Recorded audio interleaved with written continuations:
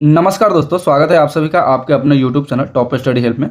तो आज हम लोग देखने वाले हैं बीटीएससी एएनएम का 8,938 पोस्ट का जो वैकेंसी आने वाला है, जो कि आपका जुलाई में आपका ये वैकेंसी देखने को मिल जाएगा। तो उसका हम लोग प्रैक्टिस सेट क्लास नंबर 4 आज हम लोग देखने वाले हैं। तो जो लोग भी चलिए नए हैं तो हमारे चैनल को सब्सक्राइब करके और वीडियो को लाइक जरूर कर दीजिएगा और अपने दोस्तों में शेयर भी कर दीजिए। तो चलिए शुरू करते हैं क्लास को। तो आज का हमारा पहला क्वेश्चन है कि गर्भावस्था के दौरान माँ द्वारा भ्रूण की पहली जो हलचल महसूस करने को क्या कहा जाता है।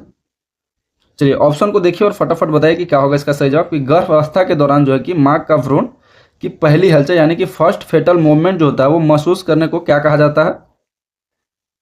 तो उसको जो है कि क्विंकिंग कहते हैं। तो ऑप्शन बी जो लोग भी अगर लगा रहे हैं तो बिल्कुल राइट आंसर हो जाएगा आप सभी का। क्विंकिंग आमतौर पर पहली बार गर्भवती होने वाली महिलाओं को 18 से 20 सप्ताह के बीच और पहले से मां बन चुकी महिलाओं को 16 से 18 सप्ताह के बीच में जो कि ये महसूस होता है। तो चलिए अगला क्वेश्चन है कि मानव शरीर में निषेचन यानी कि फर्टिलाइजेशन की प्रक्रिया कहाँ संपन्न होती है। चलिए बताइए कि मानव शरीर में जो है कि फर्टिलाइजेशन की प्रक्रिया है वो कहाँ पे संपन्न होती है। तो वो होता है फेलोपियन ट्यूब के एम्पुला में। तो ऑप्शन सी जो लोग भी अगर लगा रहे हैं तो बिल्कुल राइट आंसर हो जाएगा आपका। पुरुष में शुक्राणु यानी कि स्पर्म और महिलाओं में अंडाणु यानी कि ओव्यूम का मिलन जो है कि फेलोपियन ट्यूब के सबसे चौड़े हिस्से जिसे एम्पुला कहते हैं वहां पे होता है। चलिए अगला क्वेश्चन है कि गर्भावस्था को बनाए रखने के लिए कौन सा हार्मोन सबसे अधिक जिम्मेदार होता है। तो जो लोग भी अगर इसका ऑप्शन बी लगा रहे हैं कि प्रोजेस्टेरोन, तो बिल्कुल राइट आंसर हो जाएगा आप सभी का ऑप्शन बी। प्रोजेस्टेरोन के प्रेगनेंसी हार्मोन भी कहा जाता है। यह गर्भाशय की परत को मोटा बनाए रखता है और गर्भाशय के संकुचन को रोकता है, जिससे जिससे जो कि है कि गर्भपात का खतरा नहीं होता है। चलिए अगला क्वेश्चन है कि प्रसव की किस अवस्था में एपिसियोटोमी की जाती है। चलिए ये बहुत ही इंपॉर्टेंट क्वेश्चन है और इसका आंसर आप लोग कमेंट बॉक्स में जरूर दीजिएगा, क्योंकि ऐसा ही क्वेश्चन आपके एग्जाम में पूछा जाएगा। तो जो लोग भी अगर इसका ऑप्शन भी लगा रहे हैं कि द्वितीय अवस्था में, तो बिल्कुल राइट आंसर हो जाएगा आप सभी का। एपिसियोटोमी जो है कि पेरिनियम नाम में चीरा लगाना होता है और इसको प्रसव की दूसरी अवस्था में की जाती है, जब शिशु का जो है कि सिर बाहर आ रहा होता है। तो वहाँ पे क्राउनिंग यानी कि वहाँ पे जो है कि एपिसियोटोमी किया जाता है, यानी कि योनि जो है कि फटने से बच सके। तो ऑप्शन यहाँ पे आपका बी है कि राइट आंसर हो जाएगा। अगला क्वेश्चन की पूर्ण विकसित टर्न यानी कि गर्भावस्था में प्लेसेंटा और भ्रूण के वजन का अनुपात कितना होता है।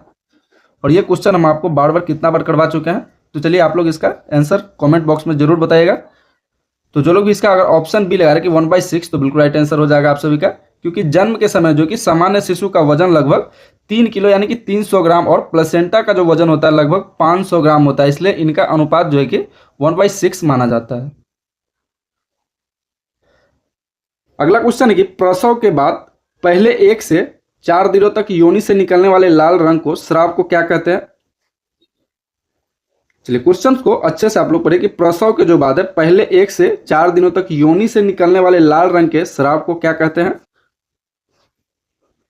तो उसको लोचिया रूबड़ा बोलते हैं। तो ऑप्शन बी ए जो है कि आपका यहाँ पे राइट आंसर हो जाएगा।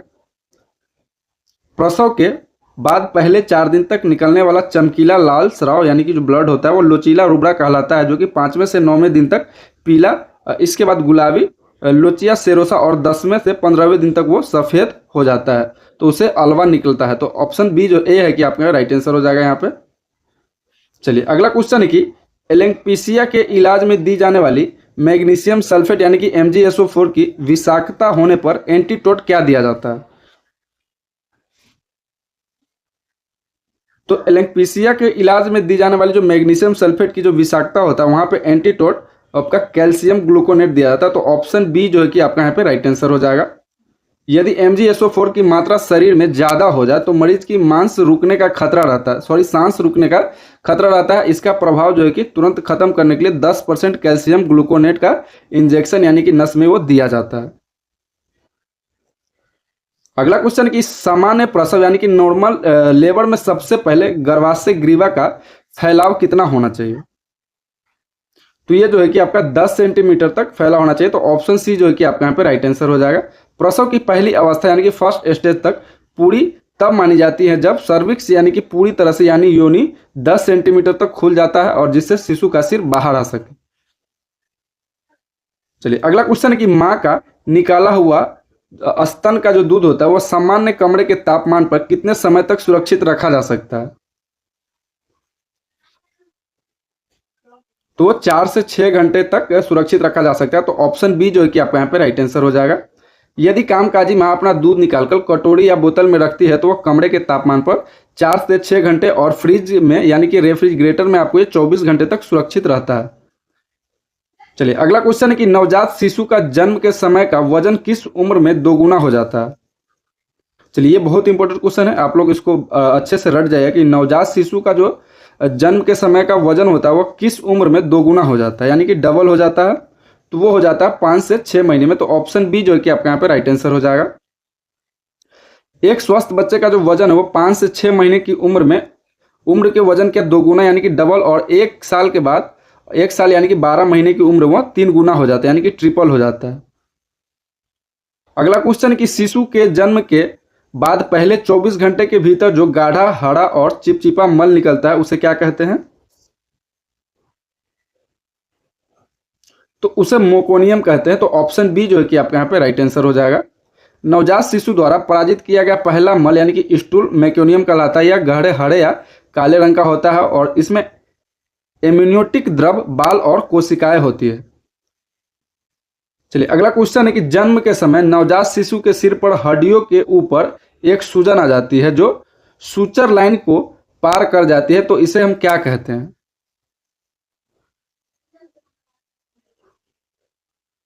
तो इसको हाइड्रोसिफिलस कहते हैं। तो ऑप्शन सी जो है कि आपका यहाँ पे राइट आंसर हो जाएगा।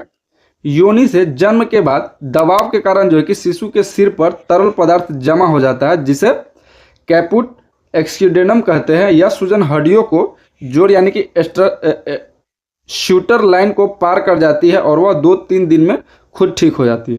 चलिए अगला क्वेश्चन है कि खसरे का टीका किस मार्ग से दिया जाता है? आप लोग को ये टीका वाला एक नए क्वेश्चन आपके एग्जाम में जरूरी आएगा, तो आप लोग ऐसे क्वेश्चन को रट लीजिएगा। तो खसरे का जो टीका होता है वो आपका एससी यानी कि सबक्यूटोनियस द्वारा दिया जाता है। तो ऑप्शन सी जो है कि आपका यहाँ पे राइट आंसर हो जाएगा। एमआर की जो वैक्सीन होती है 0.5 ml की खुराक यानी कि दाहिने हाथ के ऊपर हिस्से में त्वचा के नीचे यानी कि सबक्यूटेनियस मार्ग के द्वारा लगाया जाता है। चलिए अगला क्वेश्चन कि वीवीएम यानी कि वैक्सीन वाइल मॉनिटर का जो मुख्य उद्देश्य है वो क्या है? तो वीवीएम का जो मुख्य उद्देश्य होता है वो वैक्सीन के हीट डैमेज यानी कि गर्मी से खराब होने की पहचान करने का होता है। तो ऑप्शन बी जो है कि आपका यहाँ पे राइट आंसर हो जाएगा। वीवीएम वैक्सीन की शीशी पर लगा एक स्टिकर होता है जो रंग बदलता है। अगर वैक्सीन गर्मी के कारण खराब हो गई हो तो अंदर का सफ़ेद और चौकेड़े हिस्सा बाहर के घेरे जितना डार्क या उससे ज़्यादा डार्क हो जाता है। चलिए अगला क्वेश्चन है कि नवजात शिशु की आंखों में गोनोरिया संक्रमण से बचाने के लिए किस दवा का प्रयोग किया जाता है?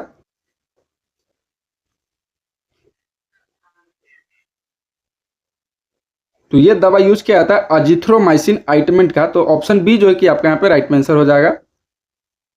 जन्म के तुरंत बाद शिशु की आंखों में अजिथ्रोमाइसिन 1% या टेट्रासाइक्लिन 1% का मलहम लगाया जाता है ताकि मां के जनन मार्ग से होने वाली संक्रमण से शिशु की आंख सुरक्षित रह सके। अगला क्वेश्चन है कि पेंटावेलेंट वैक्सीन किन 5 बीमारियों से बचाव करती है? तो ये करती है डिप्थीरिया, पुल्यूटियस, टिटनेस, हेपेटाइटिस बी और हेमोफिलस इन्फ्लुएंजा टाइप्स बी से। तो ऑप्शन जो है कि ए आपका यहाँ पे राइट आंसर हो जाएगा। अगला क्वेश्चन है कि बीटोट स्पॉट किस विटामिन की कमी का लक्षण है? बीटोट स्पॉट्स जो होता है वो किस विटामिन की कमी का लक्षण से होता है? तो होता है विटामिन ए की कमी से। तो ऑप्शन डी जो है कि आपका यहाँ पे राइट आंसर हो जाएगा। विटामिन ए की भारी कमी होने पर आंख के सफेद हिस्से यानी कि कंजक्टिवा पर जो त्रिकोण आकार के सफेद झागदार धब्बे बन जाते हैं जिन्हें बीटोट स्पॉट्स कहा जाता है। अगला क्वेश्चन कि विटामिन सी का सबसे प्रचुर प्राकृतिक स्रोत क्या है?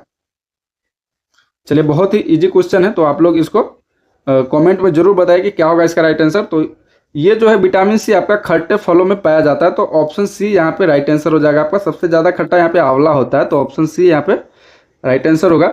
खट्टे फलों में विटामिन सी होता है, लेकिन आंवला विटामिन सी का सबसे उत्कृष्ट और प्राकृतिक रूप से बने समृद्ध स्रोत माना जाता है, और यह घाव भरने और रोग प्रतिरोधक क्षमता बढ़ाने में मदद करता है। अगला क्वेश्चन है कि शरीर में कैल्शियम के अवशोषण के लिए कौन सा विटामिन आवश्यक होता है? तो शरीर में कैल्शियम अवशोषण के लिए जो है आपका विटामिन डी का आवश्यकता होता है, तो ऑप्शन डी जो है कि आपका यहाँ पे राइट आंसर हो जाएगा। अगर शरीर में विटामिन डी नहीं है तो हमें चाहे कितना भी कैल्शियम खा ले, हमारी आंतें उसे सोख नहीं पाएगी और हड्डियां कमजोर हो जाएगी। अगला क्वेश्चन है कि मानव शरीर की कोशिका का पावर हाउस किसे कहा जाता है? चलिए, बहुत इंपॉर्टेंट क्वेश्चन है कि power house of the cell किसे कहा जाता है? मानव शरीर की कोशिका का पावर हाउस किसे कहा जाता है? तो ये माइटोकॉन्ड्रिया को कहा जाता है, तो ऑप्शन सी जो है कि आपका यहाँ पे राइट आंसर हो जाएगा। माइटोकॉन्ड्रिया कोशिका के अंदर ऊर्जा यानी कि एटीपी का निर्माण करता है, इसके लिए इसे कोशिका का ऊर्जा घर यानी कि पावर हाउस कहा जाता है। अगला क्वेश्चन कि एक वयस्क मनुष्य यानी कि एक नॉर्मल मनुष्य के चेहरे में कुल कितनी हड्डियां होती है? तो एक नॉर्मल मनुष्य के चेहरे में 14 हड्डियां होता है, तो ऑप्शन सी जो है कि आपका यहाँ पे राइट आंसर हो जाएगा। मनुष्य की खोपड़ी यानी कि स्कूल में 22 हड्डियां होती है, जिनमें से 8 हड्डियां कपाल मस्तिष्क की रक्षा करने वाली होती है और 14 हड्डियां चेहरे की होती है। चलिए, अगला क्वेश्चन है कि हृदय का प्राकृतिक पेसमेकर किसे कहा जाता है? हृदय का जो नेचुरल पेसमेकर होता है वो किसे कहा जाता है? तो वो कहा जाता है एसे नोड को, तो ऑप्शन बी जो है कि आपका यहाँ पे राइट आंसर हो जाएगा। एसे नोड साइटोडियन नोड हृदय के दाहिने आदिल के स्थित होता है और यह विद्युत संकेत उत्पन्न करता है, जिससे हृदय धड़कता है, इसीलिए इसे प्राकृतिक पेसमेकर कहते हैं। अगला क्वेश्चन है कि एक स्वस्थ वयस्क मनुष्य की सामान्य नाड़ी दर कितनी होती है, यानी कि नॉर्मल जो पल्स रेट होता है एक नॉर्मल मनुष्य का, वह कितना होता है? तो वो 60 से 120 प्रति मिनट औसत से होता है, तो ऑप्शन बी जो है कि आपके यहाँ पे राइट आंसर हो जाएगा।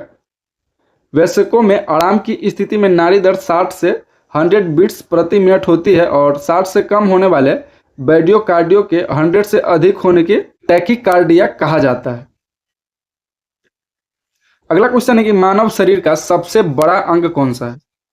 चलिए, ऑप्शन को देखिए और बताइए कि मानव शरीर का सबसे बड़ा अंग कौन सा है?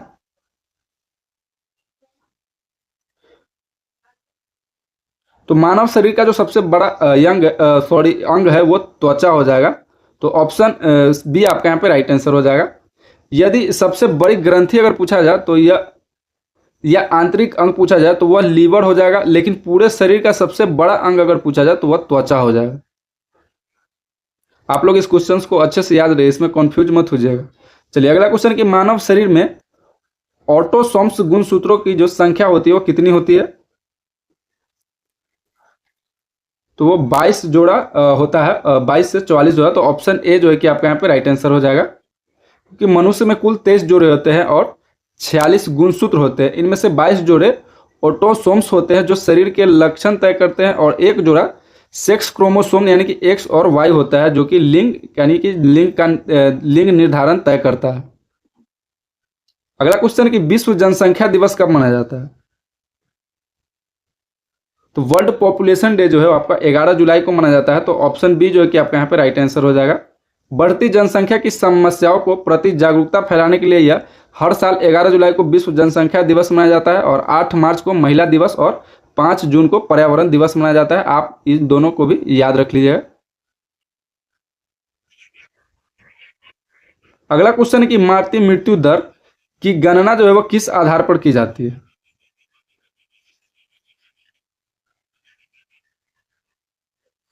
तो ये गणना की जाती है आपका प्रति 1 लाख जीवित जन्म पर, तो ऑप्शन सी जो है कि आपका यहाँ पे राइट आंसर हो जाएगा। शिशु मृत्यु दर यानी कि IMR की गणना प्रति 1000 पर की जाती है, जबकि मातृ मृत्यु दर की गणना हमेशा प्रति 1 लाख जीवित जन्म पर की जाती है। यह एक बहुत ही महत्वपूर्ण सवाल है, यानी कि बहुत ही इंपॉर्टेंट सवाल है।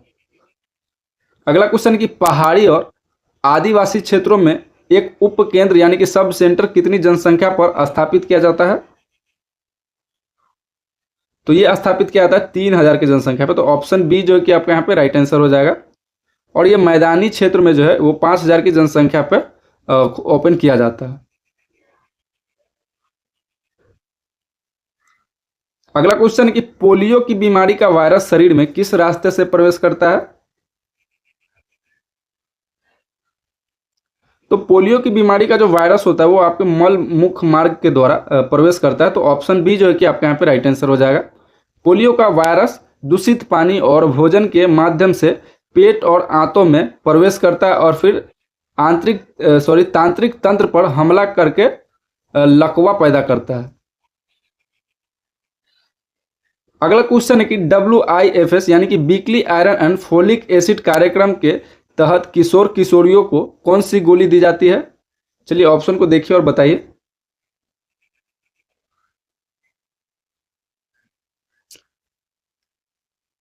तो ये नीली गोली दी जाती है जो कि 100 mg और प्लस में 500 mcg फॉलिक एसिड होता है। तो ऑप्शन बी जो है कि आपका यहाँ पे राइट आंसर हो जाएगा।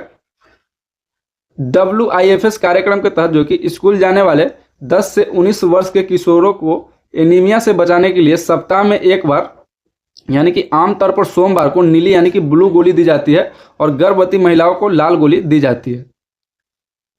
अगला क्वेश्चन है कि खसरे का इंक्यूबेशन पीरियड जो है कि वह सामान्यतः कितना होता है? तो वो होता है 10 से 14 दिन का। तो ऑप्शन बी आपका यहाँ पे राइट आंसर हो जाएगा। वायरस के शरीर में प्रवेश करने से लेकर बीमारी के पहले लक्षण दिखने तक के समय को इंक्यूबेशन पीरियड्स कहते हैं। खसरे के मामले में यह समय 10 से 14 दिन का होता है। चलिए, जो लोग भी हमारे चैनल पे नए हैं तो हमारे चैनल को सब्सक्राइब करके और वीडियो को लाइक जरूर कर दीजिएगा और अपने दोस्तों में शेयर भी कर दीजिएगा। तो चलिए, अगला क्वेश्चन है कि विश्व स्वास्थ्य संगठन का मुख्यालय यानी कि हेडक्वार्टर कहाँ स्थित है? तो ये जेनेवा यानी कि स्विट्जरलैंड के जेनेवा में स्थित है। तो ऑप्शन बी आपके यहाँ पे राइट आंसर हो जाएगा। विश्व स्वास्थ्य संगठन की स्थापना 7 अप्रैल 1948 को हुई थी, इसलिए 7 अप्रैल को विश्व स्वास्थ्य दिवस मनाया जाता है और इसका मुख्यालय जेनेवा यानी कि स्विट्जरलैंड में है। अगला क्वेश्चन कि अस्पताल में नोसोकोमियल इन्फेक्शन का क्या अर्थ है? तो इसका जो अर्थ हो जाएगा वो अस्पताल में भर्ती होने के दौरान होने वाला संक्रमण, उसी को हम नोसोकोमियल इन्फेक्शन कहते हैं। तो ऑप्शन सी राइट आंसर हो जाएगा। जब कोई मरीज किसी अन्य बीमारी के इलाज के लिए अस्पताल में भर्ती होता है और अस्पताल के वातावरण से उसे कोई नया संक्रमण यानी कि इन्फेक्शन हो जाता है तो उसे नोसोकोमियल संक्रमण कहते हैं और यह होता है भर्ती होने के 48 घंटे बाद। अगला क्वेश्चन है कि नसों में सूजन आ जाने की स्थिति को मेडिकल भाषा में क्या कहते हैं? तो नसों में जो सूजन आ जाता है उस स्थिति में मेडिकल भाषा में हम फ्लेबाइटिस कहते हैं, फ्लेबाइटिस। तो ऑप्शन सी यहाँ पे राइट आंसर हो जाएगा। आईवी यानी कि कैनुला लगाते समय, दवा देते समय या नस में संक्रमण या जलन के कारण जो सूजन और दर्द होता है उसे फ्लेबाइटिस कहते हैं, अर्थात हड्डी जोड़ों की सूजन है। अगला है कि बायोमेडिकल वेस्ट मैनेजमेंट के तहत इस्तेमाल की गई सुई यानी कि स्क्लेपस ब्लेड और धारदार कचरे को किस डिब्बे में फेंका जाता है?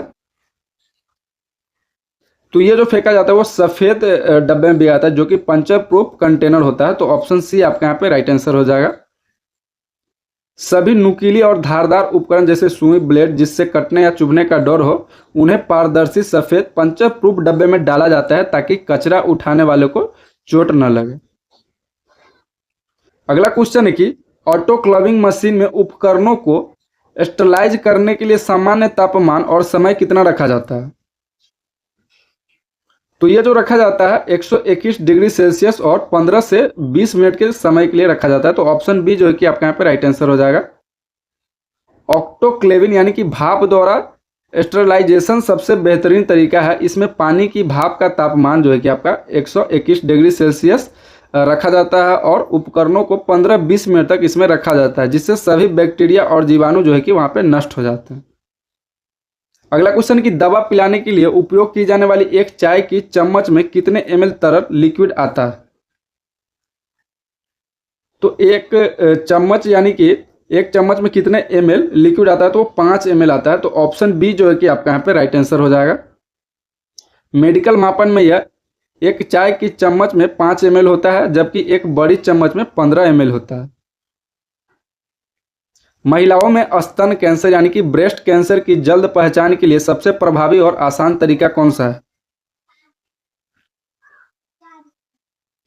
तो इसके लिए जो सबसे बेस्ट जांच होता है वो बीएससी यानी कि स्तन की श्वेत जांच कराना होता है। तो ऑप्शन सी जो है कि आपका यहाँ पे राइट आंसर हो जाएगा, ब्रेस्ट सेल्फ एग्जामिनेशन। हर महिला को महीने में एक बार माहवारी के 5-7 दिन बाद खुद अपने स्तनों की जांच करानी चाहिए, या बिना किसी खर्च के स्तन कैंसर की गांठ को शुरुआती स्टेज में पकड़ने का सबसे अच्छा तरीका है, और पैप स्मीयर सर्वाइकल कैंसर के लिए ये होता है। अगला क्वेश्चन कि टाइफाइड बुखार का कारण बनने वाला जीवाणु कौन सा है? तो ये जो जीवाणु है वो साल्मोनेला टाइफी हो जाएगा। तो ऑप्शन बी आपका यहाँ पे राइट आंसर होगा। टाइफाइड बुखार यानी कि मोती झड़ा बुनियादी बुखार गंदे पानी और भोजन से फैलता है, और इसके बैक्टीरिया का जो नाम साल्मोनेला टाइफी है, इसका पता लगाने के लिए बिडाल टेस्ट किया जाता है। एक स्वस्थ इंसान का सामान्य बॉडी मास इंडेक्स कितना होना चाहिए? तो एक सामान्य यानी कि नॉर्मल इंसान का जो बॉडी मास इंडेक्स होता है वो 18.5 से 24.9 तक होना चाहिए। तो ऑप्शन बी जो है कि आपका यहाँ पे राइट आंसर हो जाएगा। वजन और लंबाई के अनुपात यह बताता है कि इंसान का वजन सही है या नहीं, और इसी के बीच जो है कि 18.5 से लेकर 24.9 तक के बीच एक नॉर्मल स्वस्थ इंसान माना जाता है, और 25 से ऊपर यानी कि ओवरवेट और उसको मोटापा भी कहा जाता है। एचआईवी वायरस मुख्य रूप से शरीर की किस कोशिका सेल्स को नष्ट करता है? तो एचआईवी जो वायरस होता है वो मुख्य रूप से सीबीटी4 को नष्ट करता है, ये जिसको लिम्फोसाइट्स कहते हैं। तो ऑप्शन सी है आपका राइट आंसर हो जाएगा आपका यहाँ पे। एचआईवी वायरस शरीर की रोग प्रतिरोधक क्षमता यानी कि इम्यूनिटी सिस्टम को खत्म करता है, और यह खून में मौजूद श्वेत रक्त कोशिका को एक विशेष प्रकार यानी कि CD4 कोशिकाओं को मारकर जो है कि उनकी संख्या को घटा देता है। अगला क्वेश्चन है कि ब्लड खून छलकने या गिरने की स्थिति में फर्श को साफ और कीटाणु मुक्त करने के लिए किस रसायन का प्रयोग किया जाता है?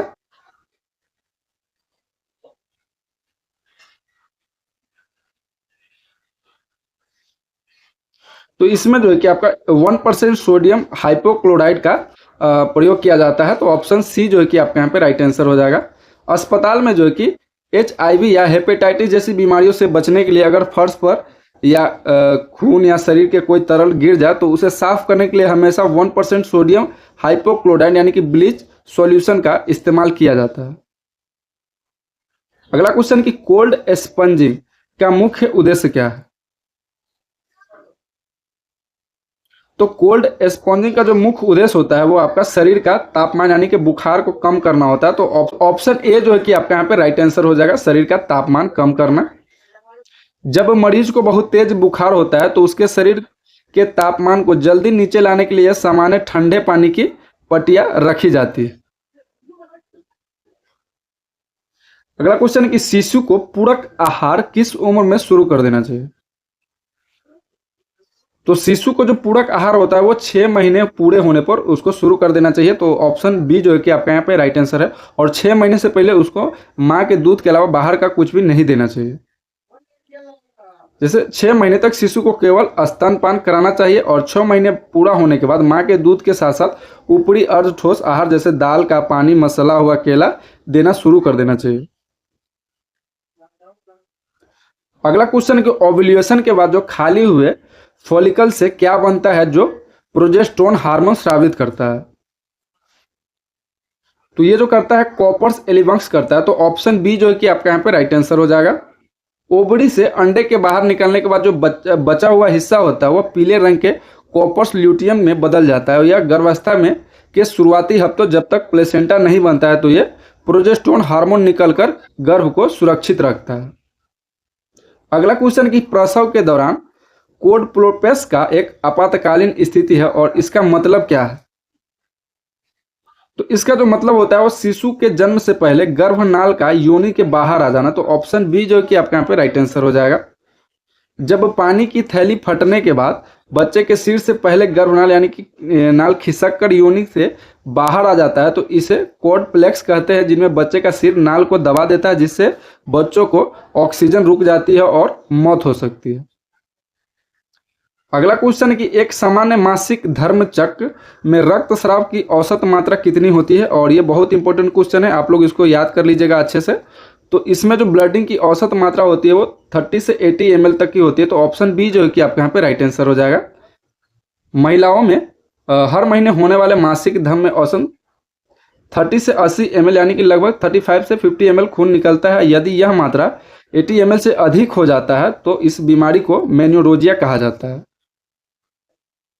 अगला क्वेश्चन कि एक शिशु जो जन्म के समय बिल्कुल स्वस्थ है उसका अपगार स्कोर कितना होना चाहिए। तो जब वह शिशु जो है कि आपका स्वस्थ है तो उसका अपगार जो होना चाहिए वो आपका 7 से 10 होना चाहिए। तो ऑप्शन सी जो है कि आपका यहाँ पे राइट आंसर हो जाएगा। अपगार स्कोर 0 से 10 के बीच होता है और इनमें से 7 स्कोर होना बेस्ट होता है। बच्चा एकदम स्वस्थ है तो उसमें सामान्य रूप से सांस ले रहा है तो 4 से 6 का मतलब हल्का संकट और 0 से 3 का मतलब गंभीर खतरा होता है। चलिए अगला क्वेश्चन है कि एम्बिकल कार्ड को काटने से पहले उसे बांधने के लिए कितनी दूरी रखी जाती है।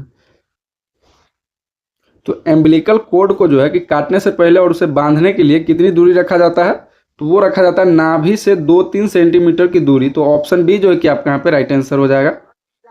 जन्म के बाद गर्भनाल को काटते समय पहला क्लैंप यानी कि शिशु की नाभि से 2 से 3 सेंटीमीटर दूर और दूसरा क्लैंप 5 सेंटीमीटर दूर लगाया जाता है और यह फिर बीच से काटा जाता है।